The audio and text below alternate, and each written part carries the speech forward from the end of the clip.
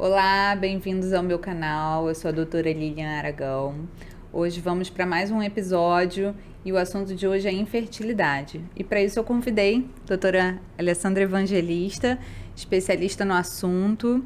Ela é professora e coordenadora da residência médica da ginecologia da UERJ. Ela também é professora da pós-graduação em reprodução assistida humana do Centro Vida de Fertilidade e também professora da endoscopia ginecológica do Instituto CRISP e da Faculdade Suprema.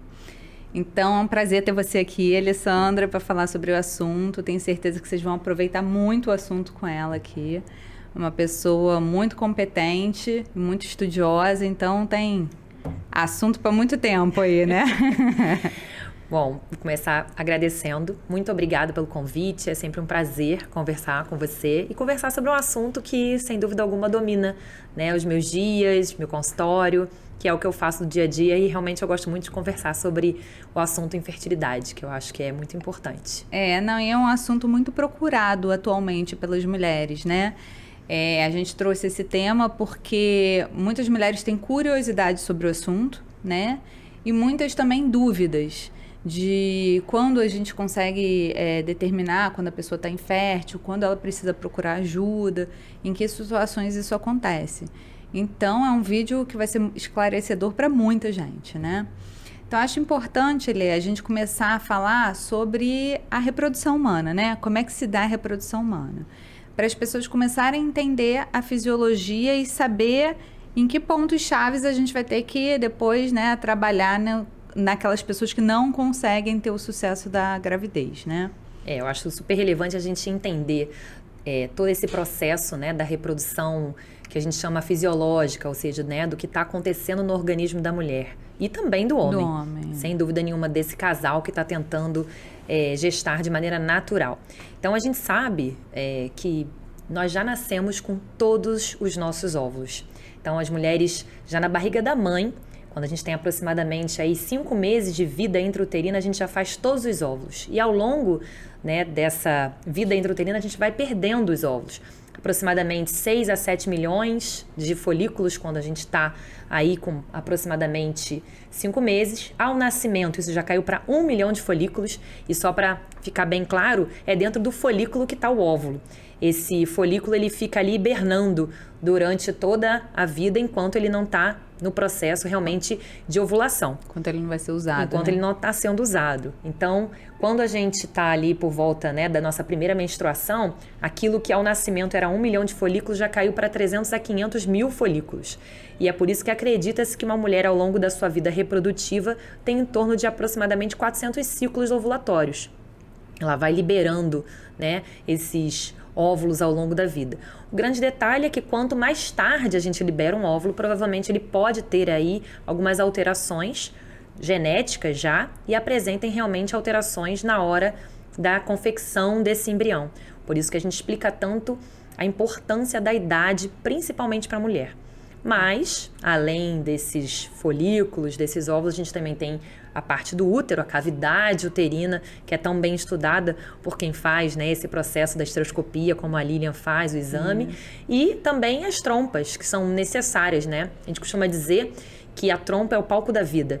É onde vai ser o encontro entre o óvulo e o espermatozoide. É ali que vai se formar o embrião. E o caminho também, né? O trajeto. O trajeto. E o caminho, depois que esse embrião se forma, ele vai gradativamente voltando para a cavidade uterina para se implantar. Então, a gente precisa de muita coisa para esse bebê chegar aí a nascer e as pessoas, infelizmente, não têm essa noção. Sim. A gente sempre acredita que é muito fácil engravidar, talvez até porque na época da adolescência, né, nas aulas de biologia, a gente não tem as estatísticas em mãos. A gente sabe como acontece o processo, mas não sabe efetivamente tudo o que tem que acontecer. E a taxa de fecundidade do ser humano naturalmente já é baixa comparada a as outras espécies. As outras espécies, né? Então, assim, a gente, né, acha que a gente é muito fértil, né? Principalmente quando a gente é jovem, mas comparado a outras espécies, a gente tá nada fértil. Né? Então, até já os 35 anos, a mulher tem aproximadamente aí uma chance de gravidez mensal de 20%. Então, é aquilo que a gente sempre explica. De cada 100 mulheres, tentando, 20 vão engravidar e 80 não vão engravidar. Isso até 35 anos. Quando a gente tá com 36, 37 anos, essa chance de 20% cai para 15%. Aos 38 já caiu para 10%.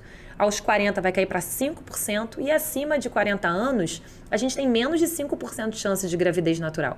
Então, é por isso a importância da gente falar realmente sobre o assunto, explicar, como você mesmo, né, começou esse episódio falando, as mulheres têm procurado mais porque também têm deixado para engravidar mais tarde. Sim. Isso é comum hoje em dia. Né? A gente tem tentado focar em outras questões, como carreira, estabilidade financeira, uma estabilidade emocional, um parceiro legal do lado para poder engravidar. Isso. Ninguém mais quer engravidar do nada, na época de faculdade. A vida mudou muito, né, Lia? Mudou. E aí, depois que ela muda também, a gente tem outras propostas de vida e deixa para engravidar cada vez mais tarde. Isso aí. Né? Só que, assim, a gente tem o nosso relógio biológico. Então, a gente tem que trabalhar os dois. Graças a Deus, a medicina evoluiu muito e a gente tem recursos hoje em dia para fazer com que a mulher cumpra seu papel social que ela deseja e mantenha a sua vida reprodutiva, né? Uma futura gestação em mente. Então, justamente, tirando essas dúvidas, né? A gente sabendo como é que funcionam esses processos atuais da medicina e a parte natural, biológica, né, do nosso organismo, a gente consegue ter o melhor dos mundos, né? Então, assim, de forma resumida, eu acho que a gente pode falar, né, que para a mulher engravidar, primeiro ela tem que ter, obviamente, a copulação, né, a relação sexual vaginal. Esse pênis, ele excreta o espermatozoide. Esse espermatozoide, ele tem que ser um espermatozoide vivo, de qualidade, né? Ou seja, o homem tem que ter a capacidade de produzir um espermatozoide bom, ejacular esse espermatozoide dentro da vagina da mulher. Esse espermatozoide ter a capacidade de caminhar nos órgãos reprodutivos, né, da mulher, sim, até chegar à trompa, que é onde vai haver a fecundação. Isso. E do lado feminino, que é outra parte, vai ter o óvulo, que ele vai precisar de um estímulo hormonal para eclodir, para crescer e eclodir. Ele também tem que ter numa quantidade, numa qualidade boa, né? Ele vai eclodir, vai caminhar também um pouquinho pela trompa, né? Que também tem que estar funcionando. Que também tem que estar funcionando.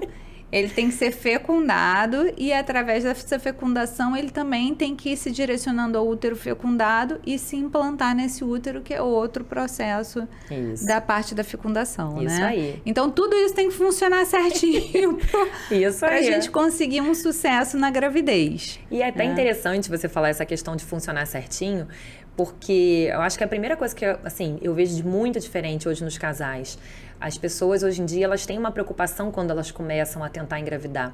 Eu acho que a gente não via muito isso no passado. Os casais simplesmente paravam o método contraceptivo que estavam utilizando, geralmente a mulher usando um anticoncepcional oral, ou às vezes o casal estava usando camisinha, e simplesmente paravam para que então começassem a tentar. Não tinha muito essa preocupação de ciclo, se o ciclo estava ovulatório, se não estava, se estava regular, se não estava. E hoje, com a tecnologia que, né, como disse Marco Aurélio, que foi, né, o último convidado, eu acho uma frase fantástica que ele fala, é que a gente não pode frear a tecnologia, e não pode mesmo. Não pode. Então, hoje em dia, a gente tem aplicativos para ajudar essas mulheres. E a gente tem que usar a tecnologia a nosso favor, isso, né? Aí. Então, tem vários aplicativos que podem ajudar essa mulher a calcular esse período fértil, porque ela vai inserindo as datas das menstruações, então aquilo vai calculando. Também temos as fitas de ovulação, que algumas mulheres utilizam justamente para poder ver esses picos hormonais, né, que tem ali próximo do período ovulatório. E é lógico que até completar, né, 1 ano de tentativa, em mulheres de até 35 anos, a gente pode ser mais tranquila. A gente pode simplesmente tirar o contraceptivo e tentar de uma maneira mais light, vamos dizer assim. A moda antiga, né? A moda antiga, para não deixar o pessoal muito estressado, muito nervoso, muito ansioso, porque não tem essa necessidade, é tentar. Claro, né, a gente coloca muito, né, na reprodução, principalmente quando a gente conversa com né, futuros especialistas ou conversa em aulas, congressos, alguns fatores importantes que tem que se levar em consideração quando esse casal começa a tentar. Então, tem, primeiro, sem dúvida nenhuma, a idade da mulher é uma coisa muito importante. Então, até 35 anos, a gente sabe que tem esse prazo de espera de até 1 ano. Passou dos 35 anos, a gente já tem pedido para a paciente procurar o seu ginecologista com menos tempo. Então, 6 meses de tentativa. Não conseguiu, é para procurar. Justamente porque a taxa de gravidez natural cai muito. Isso. Então, não é para ficar esperando para ver o que vai acontecer. E também, muito importante, é saber se antes já não tem algum problema.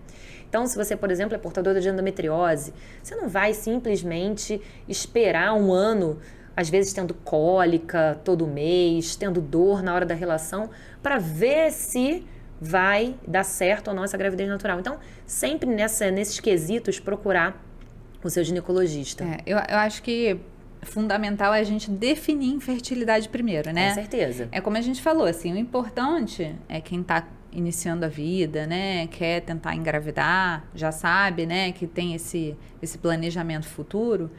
É realmente, né? Parar qualquer método contraceptivo, ter relações sexuais regulares, né? Sem preservativo, sem nenhum tipo de proteção. E após esse 1 ano sem sucesso de gestação, procurar, sim, um especialista, né? Geralmente as pessoas vão no ginecologista, sim, né? Saber o que está acontecendo. E aí, sim, são encaminhadas para um fertileuta, que a gente chama, né? Que é o especialista. Eu acho que, sem dúvida, o ginecologista, ele é, assim, o médico-chefe, né? Dessa orquestra, inicialmente. Porque a mulher está lá anualmente com seu médico, se sente à vontade para tirar as dúvidas, conversa o que está acontecendo. Muitas hoje, por essa questão de um planejamento que eu acho fantástico, se planejam antes mesmo de parar a contracepção, tomando vitaminas, fazendo exames adequados. Então, isso tudo, né, dessa rotina, ela vai levar o ginecologista justamente, sim, para saber se está dentro do prazo, se não está no prazo, se está certo, se não está.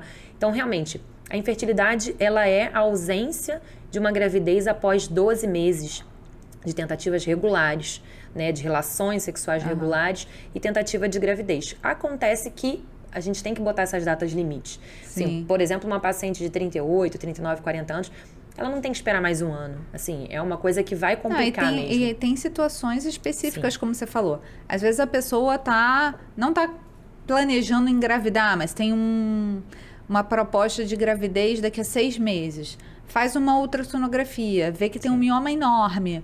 A gente não vai ficar esperando ela querer engravidar para tratar aquele mioma que pode atrapalhar a futura gestação dela daqui a 6 meses, até mesmo porque tem um tempo de recuperação, né, depois do tratamento. Isso. Então, são casos individuais também que o próprio ginecologista vai conseguir identificar e abordar em consultório para poder encaminhar para um especialista, né? Então, tem situações específicas, como você falou. Acho que é importante salientar aqui também que tem pessoas, assim, às vezes que ficam tão... Assim, é um assunto tão em voga hoje em dia, que as pessoas ficam tão preocupadas também, que às vezes elas vão pro outro lado, né, Alessandra? Exageram demais, né? Tem pessoas, às vezes, que chegam no consultório e falam assim, ai, doutora, eu não tô conseguindo engravidar. Quanto tempo você tá tentando? Eu já não tenho... Tô tentando há 2 anos. Aí você vai perguntar. Aí a pessoa estava usando coito interrompido, né? Sim. O marido, sei lá, viaja embarcado. Então, assim, nenhum desses 2 critérios, né? São realmente relações regulares que vão indicar uma infertilidade.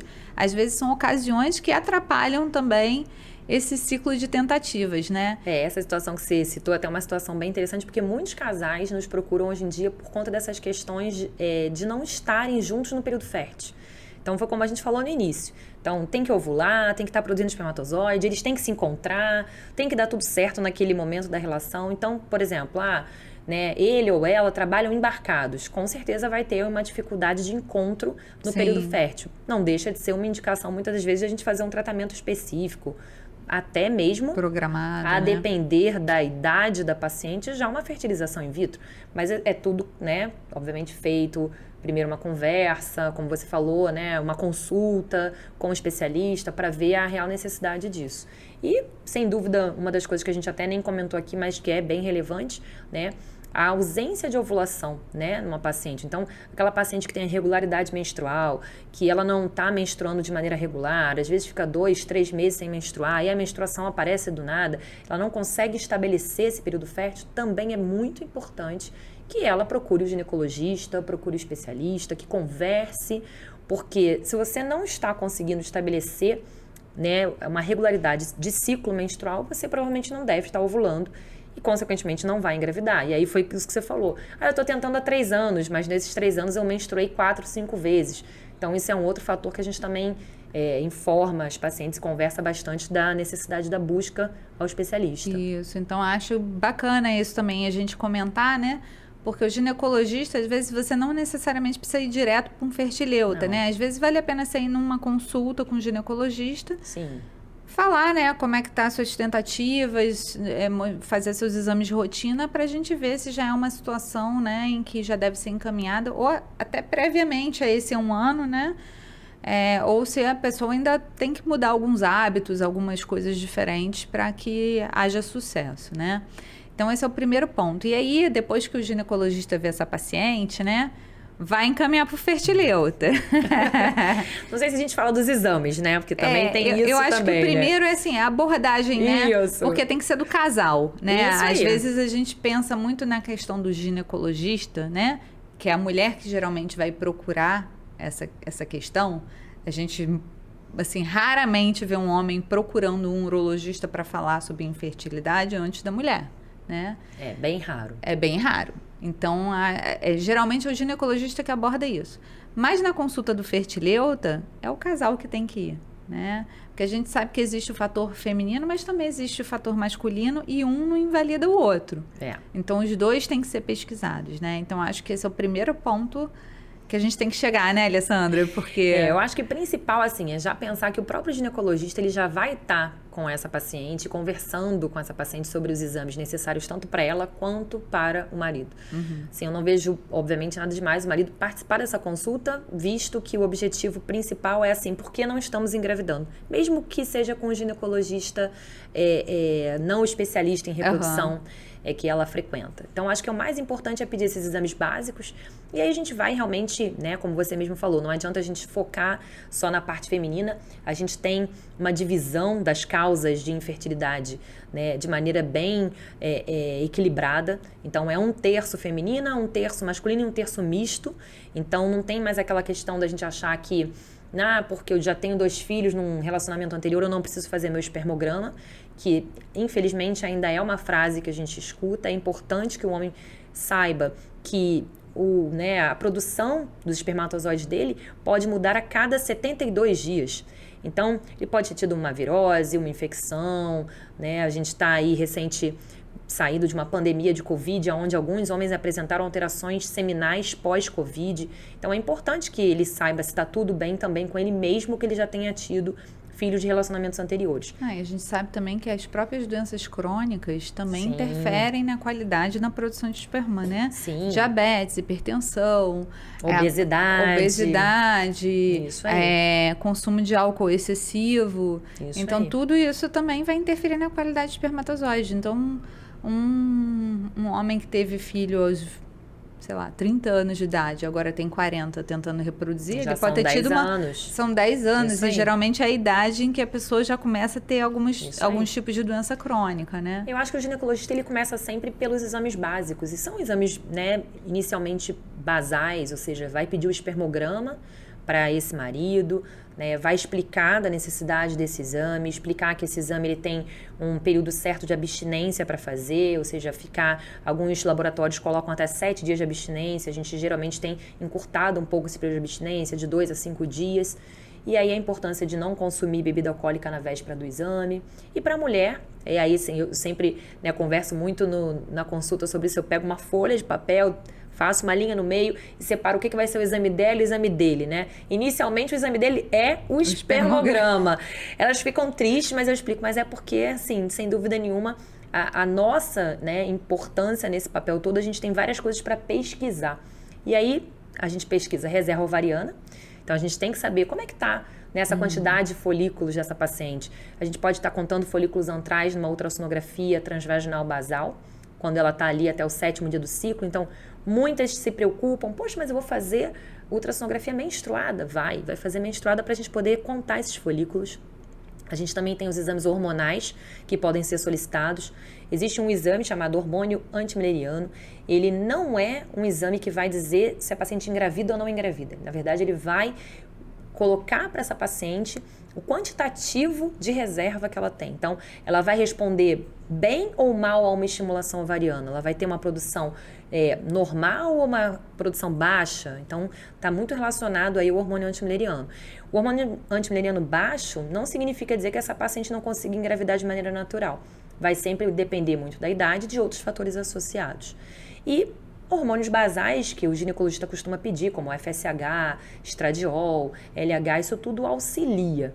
Isso aqui são os hormônios, para quem não está entendendo, né? Esses hormônios que ela está falando são os hormônios que têm a importância em estimular o crescimento desse folículo e fazer ele eclodir para acontecer a ovulação. Então, se eles estiverem fora da taxa normal, esse processo não acontece naturalmente de forma adequada. Sim, já pode estar demonstrando, por exemplo, que ela tem poucos folículos, mesmo ela sendo uma paciente jovem, pode ter passado por um procedimento ovariano antes, ou ter alguma doença que possa reduzir essa quantidade de folículos. A própria síndrome de ovário policístico, que é bem popular entre as mulheres, né? A maior parte ouviu falar, pode não entender o que é, mas sabe mais ou menos, né? Que dificulta engravidar e que não menstrua direito.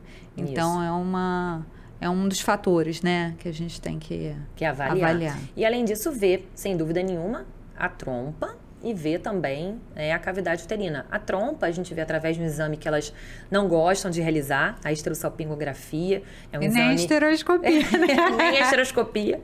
Mas a esterossalpingografia eu acho que ainda tem mais esse, vamos dizer assim, esse peso delas dizerem que não querem fazer, porque a amiga já comentou que dói muito, que dá muita cólica.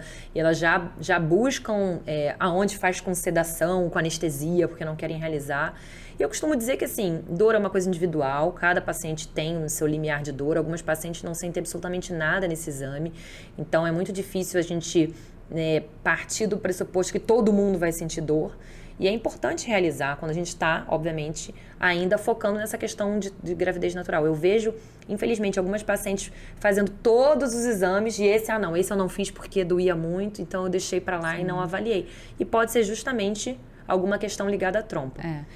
E assim, é importante você falar isso, da esteroscopia e da esteroscopia, a endoscopia do útero, onde a gente vai ver a cavidade do útero, a parte de dentro do útero, e ver se essa parte de dentro do útero está adequada, tem alguma alteração, alguma doença que seja necessário tratar para que ela tenha sucesso na gravidez, né? Mas esses dois exames, eles podem ou não ser dolorosos. E são exames invasivos, né? A gente põe líquido dentro do útero. E a gente acaba passando aparelhos também dentro do útero. Então, são exames considerados invasivos. São feitos ambulatoriamente, não necessariamente precisa de anestesia, não precisa ser feito em centro cirúrgico, mas são considerados exames invasivos. E até mesmo por conta disso, a gente tem um tempo para investigar a infertilidade, né? Sim. Eu recebo ao contrário, vários pacientes falam assim, eu quero fazer todos os exames para saber se eu posso engravidar. Nunca nem tentou. Isso. Aí eu falo assim, também é comum hoje em dia. Aí eu falo, olha, vamos com calma, porque os exames para pesquisa de infertilidade, tem alguns que são invasivos, né? Que são dolorosos, e você vai passar por todo esse processo sem nem saber se você é capaz ou não de gestar. Então, tem os dois lados da balança, né, Alessandra? Sim, com certeza. Eles são super importantes para quem não conseguiu, porque determina, né, se a gente tem que fazer algum tipo de tratamento específico, e um não invalida o outro, né? E para quem também ainda não sabe se tem infertilidade, são exames que têm, né, suas consequências. Então, a gente também tem que pesar um pouco na mão. Pra você ter uma ideia, né? como avaliação inicial, a estereoscopia nem entra no escopo, na verdade, né? Sim, Quando a gente pensa, a gente faz uma ultrassonografia transvaginal basal e avalia. Assim, eu peço sempre, acho que a grande maioria dos colegas brasileiros pede a estereoscopia, porque a gente tem, sem dúvida nenhuma, endometrite, Sim. que é realmente, né, uma doença que pode estar atrapalhando a implantação do embrião, pode estar dificultando essa gravidez, então é relevante a solicitação desse exame, mas ainda não entra como um exame, né, nos protocolos internacionais como sendo o exame, né, principal nessa parte básica, vamos dizer assim. E eu acho que vocês, inclusive, devem pedir o exame com mais frequência, porque quando as pacientes chegam para vocês, elas já chegam tentando há muito tempo. Então, você tem que excluir qualquer outra possibilidade, sim. né? Então, acho fundamental mesmo. E até mesmo porque muitas delas também já vão ter indicação de fertilização. E aí tem a outra questão, né? Que para você fazer a fertilização, você tem que ter certeza que o ambiente para transferência tem que estar certo. 100%. Sem dúvida. E, assim, a gente não pode deixar de falar, né, da endometriose, que foi justamente o tema, né, do último episódio. E a endometriose, ela nem sempre vai estar ali tão característica, com dor na relação, com cólica. Às vezes a paciente acaba descobrindo a endometriose com a infertilidade. Que é um dos sintomas, né, da doença. É um dos sinais, né, que a gente tem. Então, é muito comum aquela paciente que chega com todos os exames, dizendo, olha, não tenho nada, ninguém achou nada. E quando você começa aí, né, conversar, aprofundar mais essa conversa, perguntar mais sobre a cólica, sobre a dor na relação, né, faz o exame ginecológico adequado, e aí você vê assim, essa paciente, sim, pode ser que ela tenha endometriose. Uma candidata, assim. E aí a gente faz uma investigação mais específica para aquela doença. Porque realmente é uma questão que pode atrapalhar, tanto tentativas naturais, quanto o tratamento, né, de fertilização. Então, você tem que direcionar de uma maneira diferente. Então, é super importante que a gente faça essa avaliação, sim. Sim, e como outras doenças, né? Sim. Às vezes, a paciente tem um pólipo que ela não conseguiu identificar nos exames de rotina, né? Ela tem essas inflamações. Sim. Ou tem até um passado de inflamação, né? Quando a paciente é jovem e tem múltiplos parceiros, não tem ainda, né? Não é casada ou não tem uma relação estável, às vezes tem alguma relação, pega algum tipo de doença sexualmente transmissível ou alguma infecção, que a gente chama de doença inflamatória pélvica, né? Isso pode trazer consequências, trazer consequências de sinéquias, que são aquelas fibroses que acontecem dentro do útero. Pode acontecer inflamação da trompa e, por conta disso, obstruir a trompa ou até tornar ela imóvel, né? Porque a gente tem cílios dentro da trompa que fazem esse caminho, tanto do espermatozoide quanto do óvulo. Então, pode prejudicar na função da trompa. Então, são coisas do passado, que não necessariamente são do presente, né? E que acabam trazendo consequências para esse futuro reprodutivo da mulher. Então, são exames realmente fundamentais para a mulher fazer nesse período, né? E fora isso, assim, eu acho também bacana, Alessandra, você que tem essa vivência, né, da clínica de fertilidade, as outras coisas que acompanham o tratamento, né? Porque geralmente são casais que já estão há um tempo tentando, né? E tem toda a questão de culpa, a questão do desejo, né? A questão da frustração. Então, assim, isso tudo também tem que ser trabalhado. Com certeza. Né? A gente costuma explicar que esses casais, eles vêm, né, com uma carga de, não vou dizer nem de culpa, mas uma carga de aquele pensamento assim, por que não? Por que eu não consegui? E tem uma cobrança. Sim. E nem sempre é uma cobrança entre eles, mas até uma cobrança familiar. Porque a gente nunca sabe, obviamente, se um casal está tentando, se não está tentando. Então, tem sempre aquela pessoa da família, e geralmente são pessoas bem próximas, que comentam, e aí, quando vem um bebê, quando não vem? Então, isso gera realmente, né, uma ansiedade ainda maior, porque você não sabe se esse casal já está no processo de investigar, você não sabe se esse casal já passou por uma fertilização que ainda não deu certo, você não sabe se esse casal já tentou aí múltiplos tratamentos, né, antes de chegar um especialista de reprodução, fez coito programado, inseminação, isso tudo vai gerando essa angústia. Então, assim, a gente sempre explica para esses casais que é importante essa questão do atendimento multidisciplinar. Então, o atendimento com uma psicóloga, que a gente sempre deixa aberto, né, esse tipo de atendimento. A gente sempre conversa, hoje em dia é cada vez mais necessário falar sobre a questão nutricional desses casais. Muito importante. Sim, infelizmente, a gente tem pego cada vez mais pessoas que estão em sobrepeso ou já em obesidade grau 1, 2 ou até 3. Então, pessoas que precisam arrumar a casinha, como a gente coloca, né? Vamos arrumar essa casinha para tudo dar certo. E por quê? A gente pode pensar assim, mas, né, eu escuto muito isso, mas a fulana engravidou e estava acima do peso. Sim, mas com ela deu certo. Se está tendo uma dificuldade com aquele casal específico, o que a gente pode fazer de diferente? E aí, geralmente, eu costumo fazer isso. Olha, vamos cuidar da alimentação, vamos cortar álcool, né, vamos praticar atividade física, vamos controlar esse estresse emocional. Sabe que o estresse hoje é uma coisa que convive com todo mundo é e difícil, super difícil a gente tentar controlar. Eu sempre até falo assim, que prática de repente pode, né, tirar você desse grau de estresse extremo. Tem pessoas que vão gostar de fazer um yoga, tem pessoas que vão gostar de fazer um Muay Thai, um boxe. Uma viagem, né? Assim, tem que fazer alguma prática que tire você um pouco disso. Algumas pacientes minhas conseguem começar, por exemplo, a meditar. Outras são muito agitadas, falam, não consigo meditar, mas consigo, né, fazer uma prática de exercício físico, a corrida me relaxa. Então, acho que você tem que procurar a sua válvula de escape. E, sem dúvida, uma coisa que hoje em dia está muito em voga, que é um sono de boa qualidade. Pessoa que não dorme bem, ela é uma pessoa com uma inflamação crônica, assim como o obeso, assim como o hipertenso, assim como o diabético. Então, a pessoa que tem pouco sono e um sono de má qualidade, acordando muitas vezes à noite, não dormindo bem, se sentindo cansado no dia seguinte, também tem que procurar ver tudo isso. E isso tudo vai impactar. Sim. Claro, assim, a gente escuta, mas poxa, antigamente a gente não cuidava de nada disso e as pessoas engravidavam, mas o mundo mudou. Pro bem e pro mal. Não, mas eu acho que as pessoas não cuidavam porque as pessoas automaticamente já tinham uma vida mais saudável. As pessoas não tinham alimentos industrializados na quantidade que existem hoje. As pessoas não tinham tanta poluição na cidade quanto existe hoje. Tantas toxinas. Existia o fumo, mas eram pessoas específicas que faziam isso, não era todo mundo.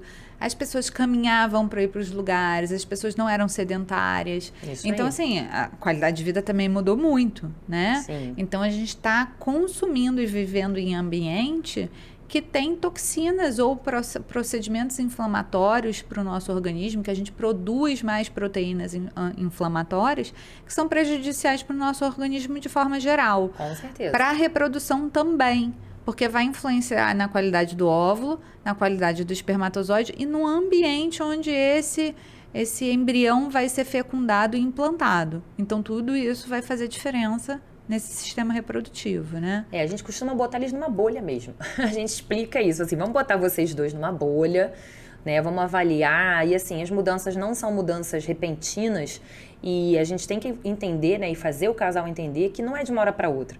Então, assim, mudar a alimentação, controlar estresse, dormir bem, praticar atividade física, vai levar a uma mudança em aproximadamente 3 meses. Então, por isso a importância, pensou em engravidar, conversa com o médico, conversa com o ginecologista. Olha, meus hábitos são assim, mudo alguma coisa, deixo de fazer alguma coisa, inicio alguma prática de atividade física, até para também, né, muitas das vezes começam a querer praticar atividade física na gravidez. Agora eu vou praticar atividade física, Agora eu vou ser saudável. Agora eu vou ser saudável. Então, assim, procurar tudo antes justamente para poder estabelecer esse organismo, né, o quanto mais equilibrado para que essa gravidez aconteça e aí, pensando, melhor. E aí foi interessante você falar isso, que as pessoas tentam fazer atividade física na gravidez, né? E é interessante justamente também pensar sobre até a questão da nutrição sobre isso, né? Sim.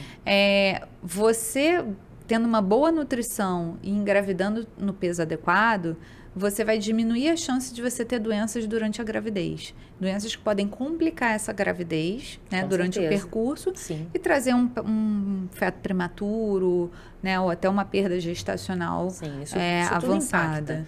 Isso, então, sem isso é dúvida interessante também. A gente está sempre ali de olho e falando porque, né, como a gente começou conversando, o ginecologista ele vai pedir os exames básicos, ele vai dar as orientações para esse casal, as orientações nutricionais, tudo, vai deixar esse casal redondo para tentar engravidar. E ele também, né, ao fazer essa investigação, ele pode achar coisas que já indiquem que esse casal tem que ir para uma clínica, né, de reprodução assistida, mas também ele pode ver que esse casal precisa de uma ajuda mais simples, né, que é nos tratamentos que a gente chama de baixa e alta complexidade.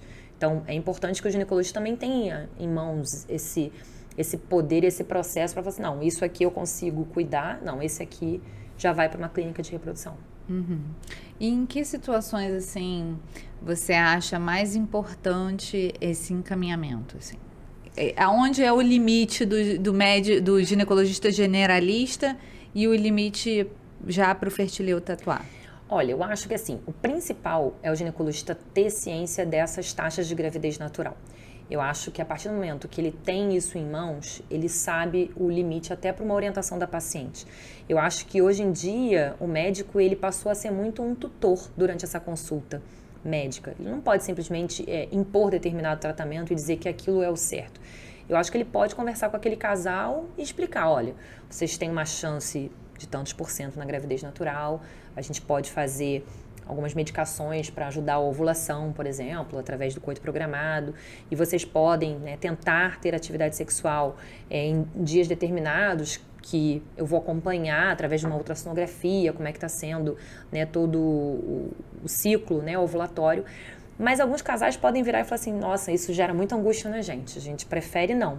Então, acho que é por isso que, assim, não vou dizer que tenha um limite, mas eu vou dizer que seja adequado ele estar ciente dos riscos de uma paciente, por exemplo, com 40 anos ou mais, ficar fazendo coito programado ad eterno. Então, assim, não é legal. Se não tá, né, não deu certo até 40, acho que 40 já é um limite que você encaminha até para ela estar ciente de como é que é um processo de fertilização, o que ela pode esperar desse processo, saber que ela pode estudar geneticamente um embrião. Então, isso tudo é importante. Portadoras, por exemplo, de endometriose. A gente, às vezes, vê portadoras de endometriose que foram liberadas para engravidar e que, obviamente, assim, estão morrendo de dor na hora da relação sexual. Estão tentando sublimar esse processo. Assim, não, eu tenho que conseguir ter relação porque eu quero engravidar. Mas a qualidade de vida está muito ruim. Então, é outro fator que eu sempre explico, né, pro ginecologista. Olha, se a endometriose está atrapalhando engravidar de maneira natural, já é um caminho conversar sobre futuros processos de tratamento de alta complexidade, como a FIV. E, sem dúvida... E outra possibilidade também, entrando um pouquinho na deixa da endometriose, né, Alessandra? É que uma das indicações de tratamento cirúrgico da endometriose é a própria infertilidade, né? Então, se a pessoa não está conseguindo engravidar, existem também indicações de tratamento cirúrgico, retirar focos de endometriose que possam, aí nesse caso, né, tá causando dor na relação sexual, ou de repente distorcendo a anatomia de uma trompa, de um ovário. Sim. Então, só o fato, às vezes, dessa paciente de endometriose se submeter a um procedimento cirúrgico para correção disso, melhora as taxas de fertilidade, eu acho que em 40%, se eu não me engano, sim, né? Eu acho então, que já é um método que você também tem que direcionar o ginecologista. Olha, de repente, essa paciente, vale a pena você operar, tentar ela fazer engravidar pelo menos durante uns 6 meses, isso. Se ela não conseguir, tentar fazer a FIV.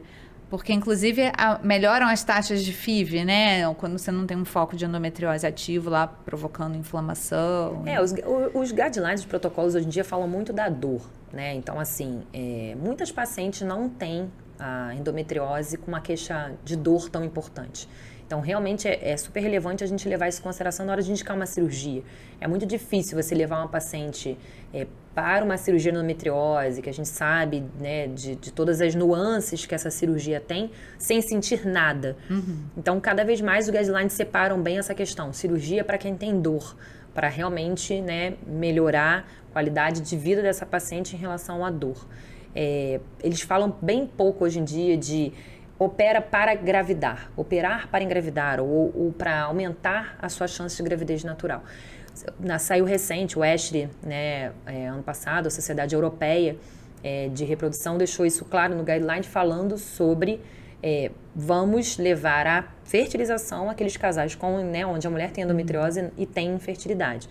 Mas, é aquilo que a gente sempre fala, a individualização ela é super importante. Você estar no seu consultório e poder conversar com a sua paciente sobre pró e contra de cada conduta, mostrando né, os efeitos colaterais de cada tratamento, mostrando né, complicações que podem ter de cada tratamento e principalmente mostrando a taxa de sucesso, Sim, que é o que ela almeja. Eu acho que é o que mais importa, na verdade, para o casal, né? Sim. Tenho certeza que a maior parte dos casais chega para você e pergunta: doutora, qual é a chance de eu engravidar fazendo isso? Com certeza, né? Sem dúvida. E é importante a gente levar em consideração, você perguntou limite do ginecologista. Eu diria que o ginecologista ele tem que estar ciente de que é possível uma gravidez natural. Ali é o terreno dele. Sim. Eu acho que se essa paciente ela já está com uma idade mais avançada, a taxa de gravidez natural caiu muito, ou tem alguma coisa já atrapalhando, seja um espermograma com alguma alteração, uma trompa obstruída, ou até ele vê e fala assim, olha, a trompa tá pérvia, mas está numa localização ruim, tá fixa. Alguma coisa ele já tem que ficar, assim, um pouco de olho e falar assim, olha, acho que merece nem que seja um parecer para um especialista. Vamos pedir um parecer um especialista para ver o que ele acha em relação a essa questão do tratamento, sem dúvida. E aí aquela coisa, é bater papo, né? Por isso que é bom a gente ter as amizades e cada um com a sua especialidade. Trocar, né? Trocar figurinha. As ideias, isso aí, conversar. E assim, eu acho que outro ponto importante que as pessoas também têm muito receio em relação a esse assunto, inclusive eu estava até lendo que você sabe qual é a taxa de pessoas que não conseguem engravidar e que procuram alguém para falar sobre a infertilidade? Você diz alguém médico, qualquer alguém? Não, uma pessoa que tem infertilidade. Sabe qual é a taxa de pessoas que vão procurar uma ajuda, um ginecologista, um fertileuta? É baixa. É baixa. E aí eu tava... porque assim, a gente que trabalha com isso, a gente vê muito, né? Então a gente não imagina que seja tão baixa, mas é de 40%. E eu estava lendo que os principais fatores para isso, primeiro, são a vergonha de falar que é infértil, que não está conseguindo engravidar.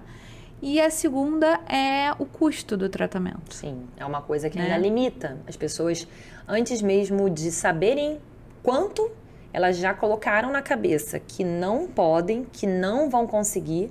Então, que é melhor nem ir no médico. O que eu costumo dizer é, vá ao especialista, converse, tenha todas as informações naquela consulta e depois avalia as possibilidades se junto está dentro da médico. Sua condição. Com certeza. E assim, eu acho que é um peso, né? Quanto vale o seu sonho? Isso aí. Né? E assim, nem todo tratamento também de fertilidade tem o mesmo custo, né, Alessandra? A gente sabe isso. São vários custos, assim. Existem, inclusive, tratamentos como esse que a gente citou, que é o coito programado, que às vezes a paciente consegue fazer as ultrassonografias pelo plano de saúde e acompanhar pelo plano. Se o médico dela tem alguma pessoa de confiança que consegue fazer essas ultrassonografias com cautela, com segurança, para poder passar as informações, ela consegue ter um custo baixo, né, desses tratamentos de baixa complexidade. Até a própria inseminação, hoje em dia, né, que seria a colocação dos espermatozoides dentro do útero da mulher, depois de ela passar por um período de estimulação ovariana, também pode ser feito no consultório do ginecologista. Basta, obviamente, ele ter uma clínica parceira que prepare esse sêmen desse marido, mas a gente já tem hoje em dia, inclusive, uma maneira de levar esse sêmen ao consultório do ginecologista de maneira segura, para que realmente esse sêmen chegue de maneira adequada, para que ele coloque dentro do útero da paciente. Isso não é feito com anestesia, né? As pessoas me perguntam muito, questionam muito, mas isso não precisa de anestesia, tudo não. É semelhante à coleta de um preventivo, então é feito no próprio consultório. E, por exemplo, se o ginecologista tem no consultório dele aparelho de ultrassonografia, ele pode estar fazendo esse acompanhamento. Então, assim, alguns tratamentos a gente consegue reduzir custo. Outros tratamentos vão precisar de todo um aparato de laboratório. E aí, sem dúvida nenhuma, tem essa questão do custo. Mas eu acho que o mais importante é você saber chegar a esse especialista e entender qual é a indicação, qual é o processo. Essa individualização que eu acho que é o mais importante. E você tocou num assunto que eu achei bem interessante da questão da vergonha. Uma pergunta que eu faço muito na minha anamnese é se alguém da família tem infertilidade.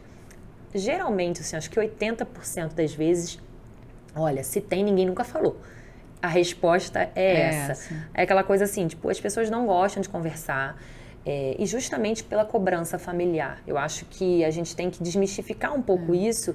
Cobrança familiar e societária também, né? As pessoas, assim, a gente tem mudado um pouco isso, né, com essa nova geração, porque o formato de família tem mudado também, né? De acordo com essa nova geração. A mente está mais aberta e as pessoas têm buscado também outros formatos de família, né? As pessoas não têm optado por não ter filho, né? Muita gente tem optado por não ter filho, por não reproduzir. Casais heterossexuais que viram e falaram assim, não, a gente não tem nenhuma intenção de ter filho. Sim. A gente não quer. Não é incomum hoje em dia, né? Tá se tornando uma prática comum. Uma prática comum. E assim, a sociedade ainda enxerga a família como pai, mãe e reprodução, né? E filhos. Isso aí, filhos, isso. Então, assim, isso também é cobrado da sociedade, né? Então, eu acho que você também, ampliando um pouco essa mente, né? Essa cobrança, eu acho que vai ajudar muito também essas pessoas, né? Eu ainda recebo, por exemplo, algumas pacientes no consultório que são encaminhadas, por exemplo, pós-diagnóstico de endometriose.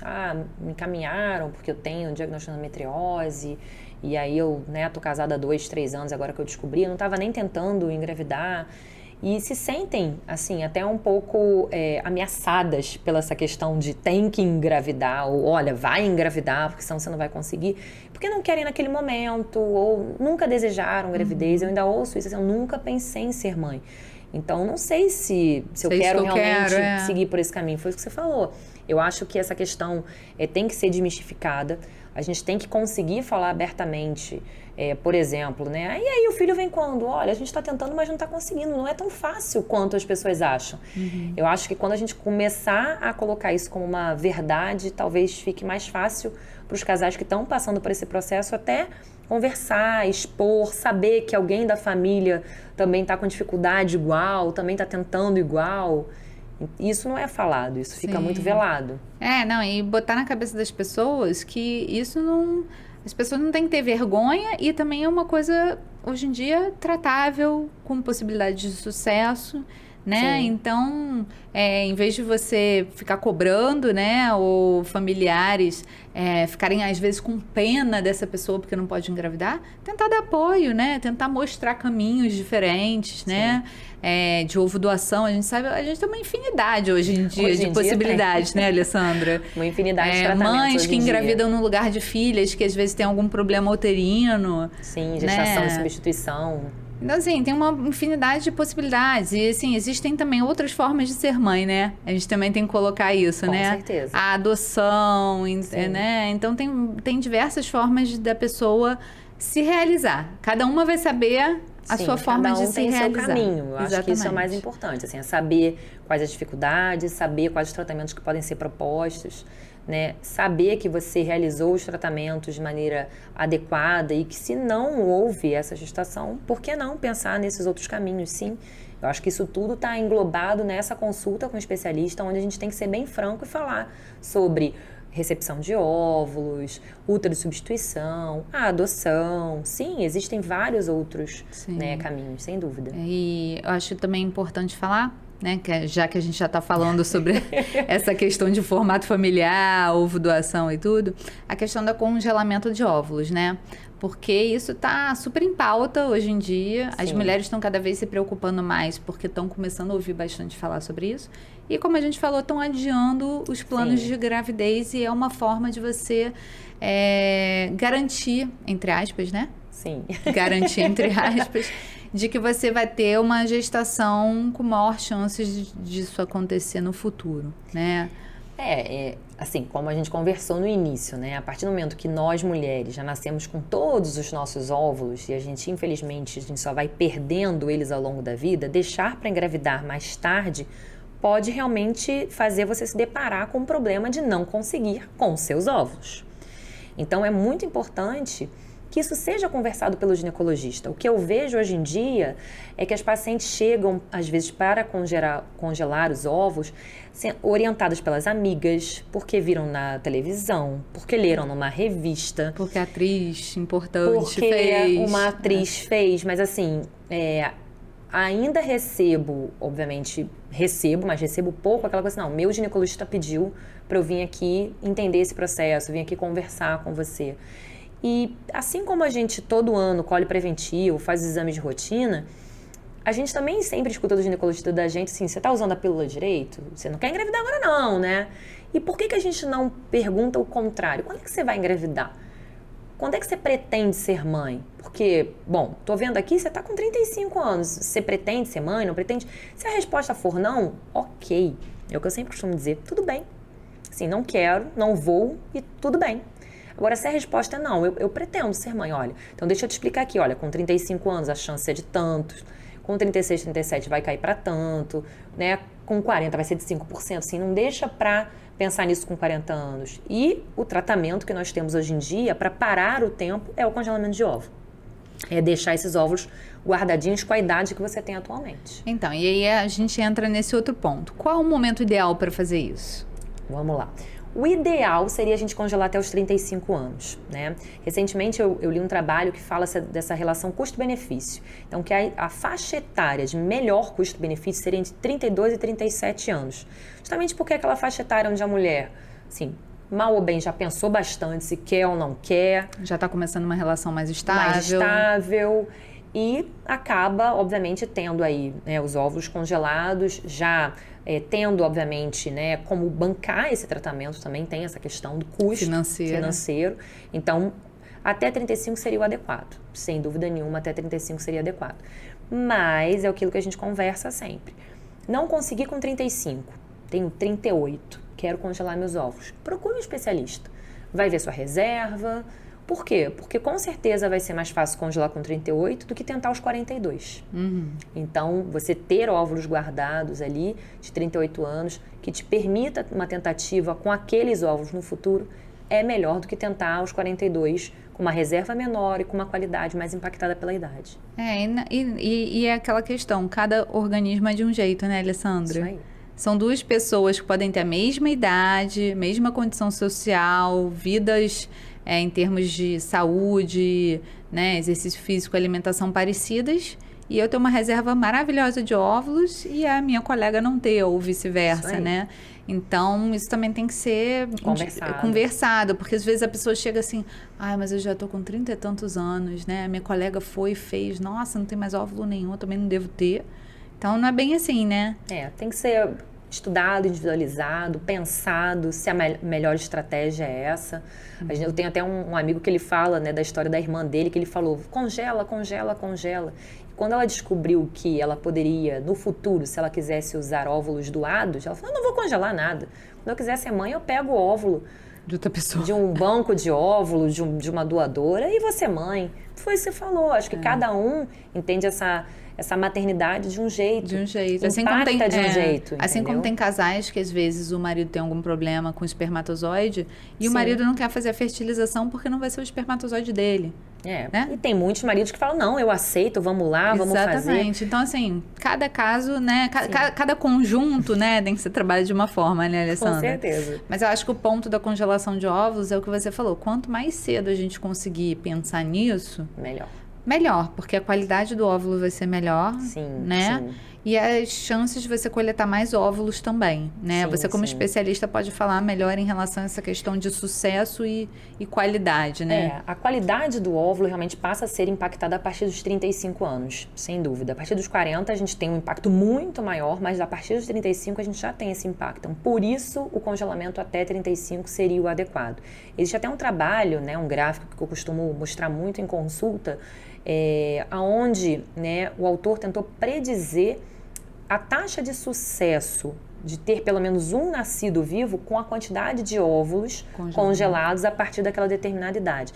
Então, é só a gente pensar que, por exemplo, aos 35 anos, você deixar 10 óvulos congelados, vai te dar aí uma chance de 85%, 90% de sucesso.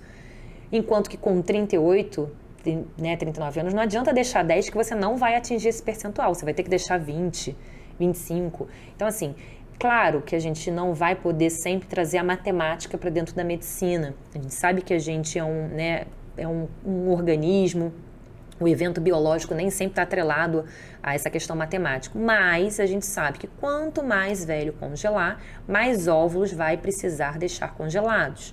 E aí impacta às vezes em reserva. A reserva caiu um pouco porque eu já tenho mais idade, consequentemente eu não tenho tantos óvulos para deixar congelado. Às vezes a gente orienta, faz mais de uma vez, deixa mais óvulos para te trazer mais tranquilidade, mais segurança no futuro. Como você falou, segurança entre aspas, que a gente sabe que ao descongelar, Ao utilizar esses óvulos é que a gente vai ver efetivamente se eles fertilizaram, se fertilizaram com boa qualidade, formando embriões morfologicamente adequados para uma implantação. Então, isso tudo é para permitir. A gente costuma dizer que os tratamentos permitem o processo, eles não garantem o processo. Sim. Mas são importantes porque alguns casais não conseguiriam se não fossem os tratamentos. É o que você falou, né? Medicina não é matemática, Não né? é. A gente tem estatística porque a gente faz estudo científico para ver qual é a chance daquilo acontecer, uma probabilidade. Mas a probabilidade pode funcionar para a grande maioria, não funcionar para você, né, Alessandra? E ao contrário, às vezes você tem uma taxa de chance de gravidez muito baixa, de acordo com toda a sua avaliação. E dá certo. E dá certo. Isso aí. Então, né, é garantir também, contar, como a gente diz, com a reza braba. Né? A gente falou ontem sobre isso. A gente falou ontem sobre isso. Oração, né? É sempre necessária, gente. É isso aí. Independente da religião, né? Independente do que você acreditar. Acreditar e fé. Eu sempre converso isso muito com os pacientes que estão começando o tratamento, que a gente tem que, sim, ter essa positividade dentro da gente, né? A gente não pode começar um projeto achando que o projeto não vai dar certo. É isso aí. E é isso que elas têm que ter, assim, é aquela coisa, acreditar, olha, eu sei que eu tô com 40, mas eu vou ter bons óvulos, eu vou ter bons embriões, assim, é ir focando realmente nesse ambiente mais positivo. Sim, e assim, é um planejamento, né? É um planejamento em relação a tudo, né? Planejamento do seu sonho, planejamento do tratamento, planejamento de ver se você conseguiu engravidar. E depois daquilo ainda tem toda uma etapa ainda pela frente, né? Não para por aí. Sem dúvida, o que é complicado, como você falou, é que quem acaba chegando é quem já tentou outros tratamentos, quem já, às vezes, perdeu algum embrião, alguma gestação até mais avançada. Então, isso também gera essa ansiedade. Por isso, não tem dúvida, eu acho que tudo isso ajuda, agrega. Né? Você tá ali com um psicólogo que te ajude nessas questões, né? Mesmo ofertando, algumas pacientes preferem não, algumas já estão até em acompanhamento, e isso vai ser relevante para todo o processo. Sim, assim, então, acho que o fundamental aqui do nosso recado, né, da Alessandra, de tudo isso, é quando você tiver com algum problema para engravidar, estiver tendo alguma dificuldade que você perceba, né? Já procurar o seu médico de confiança, se ele indicar procurar um fertileuta, de preferência uma clínica que tenha uma estrutura boa para isso, né? Porque justamente é o que você falou, é fundamental um tratamento multidisciplinar. Então vai ter que ter um bom laboratório para se precisar fazer um tratamento complementar, ter uma estrutura boa para que esses espermatozoides, esses óvulos sejam bem cuidados e administrados, né? Ter um profissional competente, atencioso, tem uma estrutura de acompanhamento com ultrassom, com exames específicos que vão ser necessários, né? A gente sabe que também é uma rotina bem disciplinada, né? Desse casal que está tentando fazer esse tipo de tratamento. Então, procure bons profissionais, uma clínica boa, né? Foque em você, tem que mudar também, né? Não adianta também ficar achando que vai pagar lá o tratamento, vai dar tudo certo, também tem que fazer a sua parte, né? Sim, com certeza. E que é possível, né, Alessandra? Isso eu acho que é a mensagem principal aqui da nossa conversa, é que é possível. A medicina, hoje em dia, tem um leque de opções maravilhosos, né? Sim, uma taxa global, né, de fertilização, de gravidez é de 40%. Claro, tem a ver com a idade? Sim, né? Quanto mais jovem, maior vai ser essa taxa. Mas quando você pensa que uma paciente, por exemplo, com 38 anos, naturalmente, ela tem 10% de chance, mas fazendo uma fertilização isso vai para 30%, ou seja, triplica a chance dela, você pensa assim, poxa, então é um caminho. Se eu não estou conseguindo de um jeito, talvez eu tenha que realmente buscar essa ajuda. E como você falou, sem vergonha, procurando, porque você sabe que é necessário. E os dois juntos, né? É isso aí. Muito bom a nossa conversa. Eu acho que foi, assim, a gente tocou em pontos bem importantes sobre a fertilidade, né? Eu acho que tem papo ainda para muita coisa aí pela frente, Estamos né? Se aí. a gente for entrando em cada detalhezinho desse que a gente conversou, a gente vai conseguir falar também sobre várias outras coisas. E espero te ver outras vezes, assim, outras conversas, né? Que a gente tem outras oportunidades. Obrigada por ter vindo. A Alessandra é uma profissional competentíssima, dedicada e, além disso, super carinhosa. Os pacientes amam ela, né, Alessandra? Obrigada. Quem precisar, procura a doutora Alessandra Evangelista, que vai estar em boas mãos. Agradeço muito esse bate-papo com você. Eu acho super importante, relevante o tema. Sim, querendo conversar mais vezes, estamos aqui. É só chamar, a gente vem. Tá, e assim, ótimo. Lilian é uma amiga de, nossa, muita longa data. É isso aí. Né? Sempre juntas aí. Demos aula juntos lá na pós-graduação de endoscopia, muito tempo. Convivemos muito juntos. Pegamos muita carona juntos, muita né? Muita carona, muito bate-papo. Então, assim, isso aí. É só sucesso. E parabéns por esse canal que você está agora. Espero que ajude bastante as pacientes, que elas, né, tenham aí bastante assunto e tenham esse canal realmente com embasamento científico, bate-papo para todo mundo conseguir. Eu acho que o mais importante desse canal é isso que você falou, Alessandra. É você ter informações. A gente está tentando falar numa linguagem muito acessível, né? Muito esclarecedora para o público leigo e também para alguns estudantes, né? Que a gente tem muito contato com esse público também, mas principalmente informações científicas, né? Sim. A internet é o que você falou, pro bem e pro mal, né? Tecnologia pro bem e pro mal. A gente tem muita informação legal na internet, mas a gente também tem muita coisa ruim, né? A gente sabe que as informações ruins, elas sempre são mais impactantes na internet, então as pessoas consomem mais isso. Então, nosso trabalho também aqui é trazer informação relevante, informação verdadeira, baseada em estudo científico, que vai ajudar as pessoas a entenderem um pouco mais sobre esses assuntos. Isso aí.